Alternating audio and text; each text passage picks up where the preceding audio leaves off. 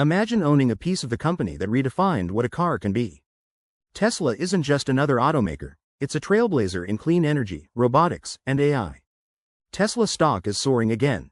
But what if I told you the numbers behind it don't quite add up? In this video, we'll break down Tesla's fundamentals using the finance dude method and answer the big question. Is this rally justified? Or are we living another hype cycle? Let's dive into the first dimension, growth. Let's start at the top, revenue. Back in 2015, Tesla pulled in just over $4 billion. Today, nearly $97 billion. That's not just growth, that's domination.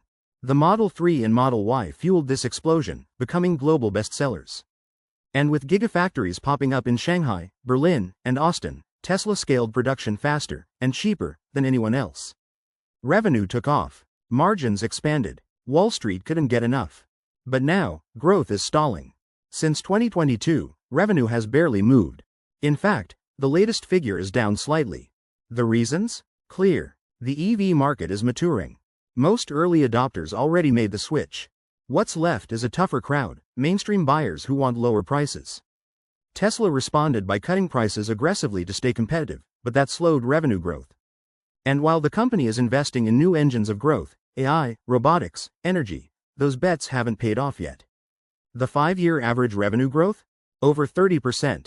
But today, flat. Tesla still makes a ton of money. But the hypergrowth phase? It's over, at least for now. After looking at Tesla's revenue plateau, let's turn to the engine that actually powers the company's future, free cash flow. In the early years, it was rough. Tesla burned billions, peaking in 2017 with a $4.1 billion cash loss. But that changed fast. By 2019, free cash flow turned positive. And by 2022, it hit a record $7.5 billion. That shift wasn't just about selling more cars, it was scale, cost control, and operational leverage finally kicking in. But then came 2023 and 2024. Cash flow dropped sharply, to $4.3 billion, then $3.6 billion. Why? Tesla slashed prices to defend market share and ramped up spending on new tech. Dojo, Cybertruck, AI, Semi, Optimus. The result? Lower margins, tighter cash. But here's the signal to watch. In the last 12 months, free cash flow has bounced back, now close to $6.8 billion. So even though free cash flow dipped, it didn't collapse. It's recovering. And that gives Tesla room to stay aggressive, without burning through debt. Now let's move on to the second dimension, profitability. After that rebound in free cash flow, you'd hope profitability was holding up too. But Tesla's gross margin tells a different story. Over the past decade, Tesla's gross margin has been volatile. Early on, margins hovered around 20%. Then, post-COVID, things took off, hitting more than 25% at the peak in 2022. That spike? It came from perfect conditions, high demand, low competition, and a pricing premium no other EV maker could match. Tesla was printing profits. But the comeback didn't last. Margins have fallen hard, from more than 25% down to just under 18% today. That's a collapse of over 7 percentage points in 2 years. Why? Aggressive price cuts to stay ahead of Chinese EVs, rising input and logistics costs, and a massive capex wave, new gigafactories, Dojo, Optimus, energy scaling, all of it weighing down profitability. Today's gross margin is below the long-term average, and unless Tesla can raise prices, cut costs, or monetize software faster, margins may stay under pressure. Now let's look at free cash flow margin. And here's what makes this chart so fascinating. While Tesla's gross margin has fallen, its FCF margin is holding up, even improving. Back in 2015 and 2016, Tesla was deep in negative territory, burning through over 50 cents for every dollar of revenue. That was the cost of building factories, developing the Model 3, and pushing toward scale. But then, the turnaround. By 2018, FCF margin crossed into positive territory. From there, it climbed steadily, peaking above 9% around 2021 and 2022. Even with pricing pressure and rising costs, Tesla kept converting revenue into real cash. How? Operational discipline, deferred capex, tight working capital. It's a masterclass in running lean, especially when scaling globally. Right now, the FCF margin is back above 7%. That's impressive for any automaker, and rare when gross margins are shrinking. It shows us that Tesla's financial engine is still humming, even if Wall Street headlines are focused on revenue and EPS. Moving on to the solvency dimension. After seeing how Tesla's turning revenue into real cash, the next question is, how risky is the foundation it's built on? Let's look at the debt-to-equity ratio, a quick read on how leveraged Tesla is compared to its shareholder base. Back in 2015, the picture was very different. Tesla was heavily leveraged, with a debt-to-equity ratio of 2.5. Not exactly comforting, and the pressure kept rising. By 2017, Tesla hit that same 2.5 mark again, just as it was pushing the Model 3 into mass production. The business was bold, but fragile, scaling fast, but on borrowed money. Then came the turning point. From 2018 onward, Tesla began paying down debt and growing equity through retained earnings and capital raises. And the impact? Dramatic. By 2020, the D/E ratio fell below 1. By 2021, it dropped under 0.5.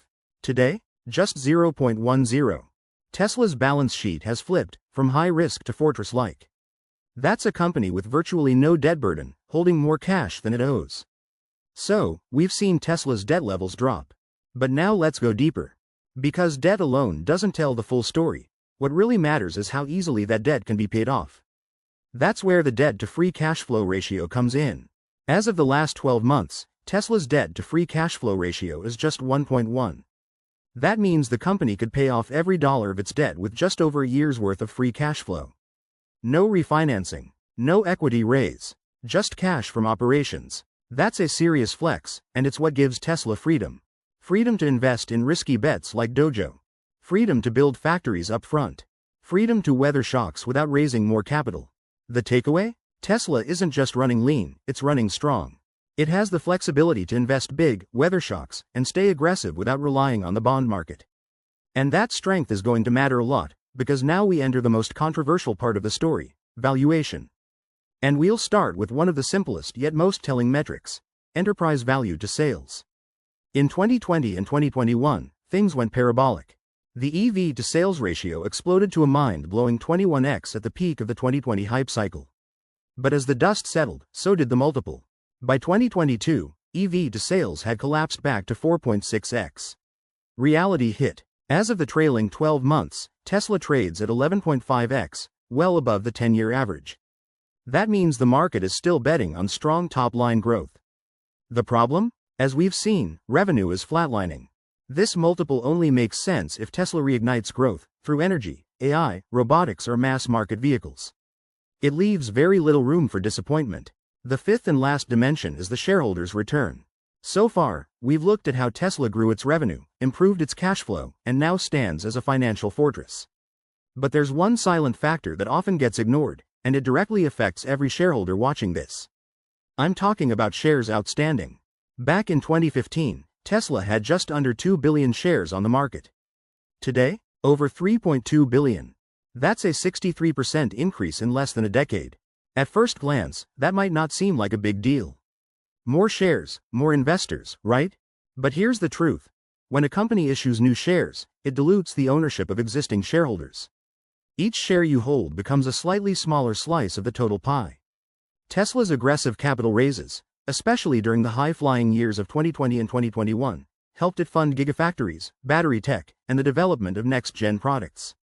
But the price of that growth was dilution. And while share growth has slowed recently, it's still climbing. That means metrics like earnings per share and free cash flow per share don't grow as fast as the business itself. Here are the ratings for the first dimension metrics and their average. The second dimension, profitability. The solvency dimension is rated as follows. The fourth dimension, valuation. And finally, these are the ratings for the fifth and last dimension. In this table, we have a summary of this section. The 5 dimensions final rating is 3.3. Now let's move on to Tesla's DCF valuation. I employ Wall Street analysts' free cash flow projections to compute Tesla's fair value. The average estimates of the next 5 years are utilized for a base case scenario, the highest estimates for a bull case scenario, and the lowest estimates for a bear case scenario. In the base case, Tesla gets a fair value of $218, which suggests the stock is overvalued by nearly 40%. That's assuming solid growth, but slower than before, with tighter margins and no game-changing products hitting the market just yet. In other words, the EV transition continues, Tesla keeps its lead, but the hype fades into a more modest, mature reality. In the bull case, everything clicks. Tesla nails full self-driving. Dojo scales. The Gen 3 vehicle ramps up without killing margins. And Tesla Bot evolves from prototype to product. If all of that happens, the stock could hit $524, giving us over 50% upside. This is the moonshot, Tesla firing on every cylinder and justifying its legendary valuation. But then there's the bear case, where the dreams don't materialize. In that scenario, Tesla misses on full self-driving, margins collapse in an all-out EV price war, and geopolitical risks disrupt growth. That gives us a fair value of just $46, pointing to a brutal 86% downside. So while Tesla is an extraordinary company, these scenarios show one thing clearly: it's priced for near perfection. While this is a risk worth monitoring, I do believe the bull case is more likely than the bear. Tesla is uniquely positioned to capitalize on multiple high-margin growth vectors, from Dojo to full self-driving to Tesla Bot. And if even part of that vision materializes, today's price will look far more justified than feared. Now let's move on to the reverse DCF valuation method. A reverse DCF tells us what growth expectations are priced into the stock to deliver a 12% annual return, my required rate of return. If the required growth rate is too high versus Wall Street expectations, the stock may be overvalued. The market is pricing in more growth than the expectations of the average analyst, and that's a problem. To justify a 12% annual return at today's valuation, Tesla would need to grow free cash flow at a 45.2% annual average growth over the next 5 years. Wall Street's average consensus? Just 37.2%.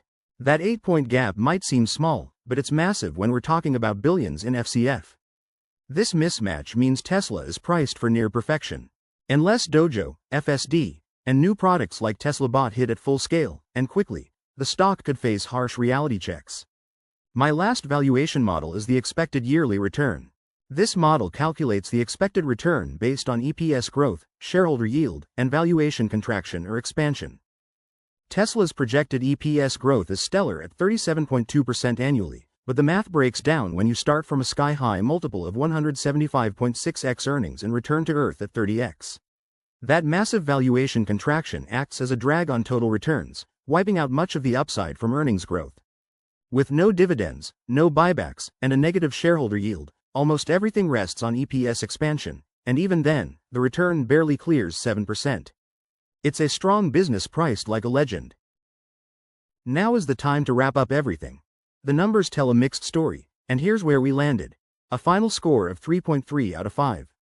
On one side, we have world-class revenue growth, a rock-solid balance sheet, impressive operating leverage, and a free cash flow engine that's bouncing back strong. But on the other, collapsing margins, sky-high valuation multiples, no dividends or buybacks, and a stock priced for perfection. My DCF model gives us a weighted downside of almost 30%, with most scenarios pointing to a downside risk. Expected yearly return? Just 7.4%. That's decent, but not great, unless EPS growth outpaces valuation compression. So why am I not walking away? Because despite the red flags, Tesla is still Tesla, a company sitting at the edge of AI, robotics, energy, autonomy, and manufacturing. From Dojo to Tesla Bot, from full self-driving to global energy dominance, the potential is staggering. Execution is the question, and that's why this story isn't over. I'm upgrading Tesla to Analysis 2.0, because the stock demands a deeper look. If this kind of analysis is your thing, no hype, no BS, just fundamentals, hit subscribe, like, and let me know what company I should analyze next. This is just the beginning.